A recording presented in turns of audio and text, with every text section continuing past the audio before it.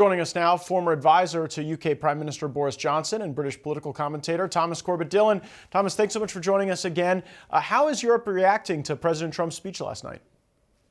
Yeah, well, Europe were all on the edge of their seats. They actually interrupted a lot of their programming to take the president's speech live, which doesn't happen very often.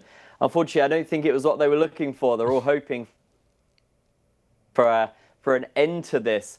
Because, as much as Europe have been very adamant in making it clear that this is not Europe's war, I think everyone is starting to realize that Europe is about to be the biggest victim of this war. America is very well isolated, very well protected in this situation. Europe is heading into a disaster. So they're all really trying to figure out what to do next. What do you think will be the features of that disaster? Well, I mean, for example, the UK is its last shipment of jet fuel is about to arrive. Heathrow is one of the world's busiest airports.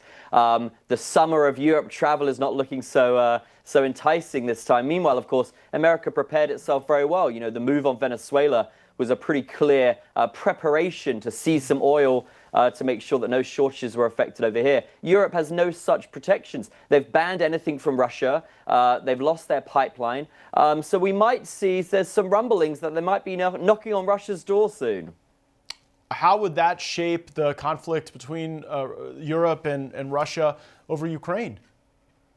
Well, I think it might be a bad time to be in Ukraine because they're going to put themselves first. They've spent the last sort of 5 years or so talking about how we have to defend Ukraine. Well, I cannot overstate how detrimental this moment is for Europe right now. We have no fuel, we have no oil coming in, we have no jet fuel coming into the country. And this has all been done. Meanwhile, the UK has got great oil reserves, but they refuse to dig them because of, green agenda and eco this and save the environment. Well, there's not going to be much to save anymore. It is about to be a disaster in Europe.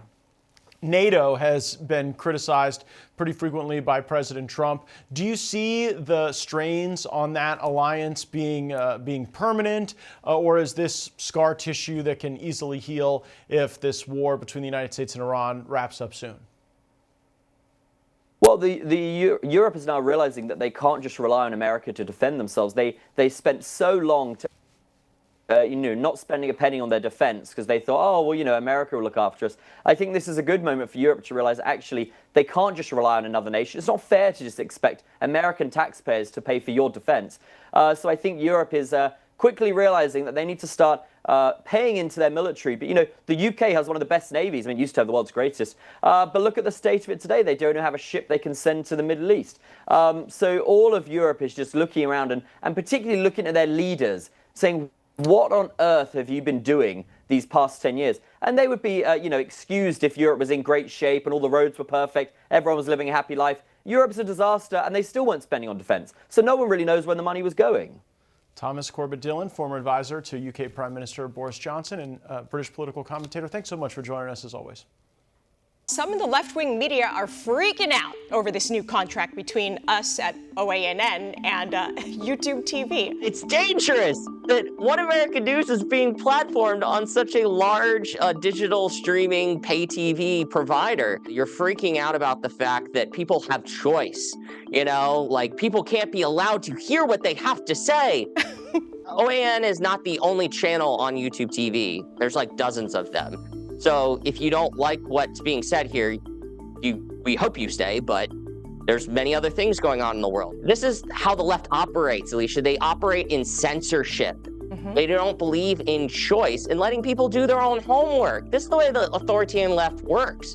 They don't believe in choice because they don't like the fact that we don't live in the 1960s anymore with 3 networks and your local newspaper. We have to respect freedom of the press, the First Amendment, free speech. Remember that. I want to begin tonight by welcoming and thanking all of our new viewers on YouTube TV. Overnight, One America News welcomed a potential 9.4 million new viewers on YouTube TV. So on behalf of everyone here at OAN, welcome to One America News. We are incredibly excited to have you. This will allow all YouTube TV subscribers to enjoy 16 hours of live news coverage every single day, as well as all of AWE's lifestyle, travel, and family programming, and it will be available in YouTube TV's baseline package. Now, the vice president and global head of media at YouTube, Justin Connolly, said this about it. Our goal has always been to provide our subscribers with a wide range of content, which is why we're excited to bring One America News to YouTube TV. This partnership gives One America News access to our growing audience, while also giving our subscribers even more choice when it comes to news and entertainment. And we here at The Real Story are extremely grateful for the opportunity to now reach a wider audience. And we're also grateful for the time you give us each and every single day. And we're excited for the future at this amazing network.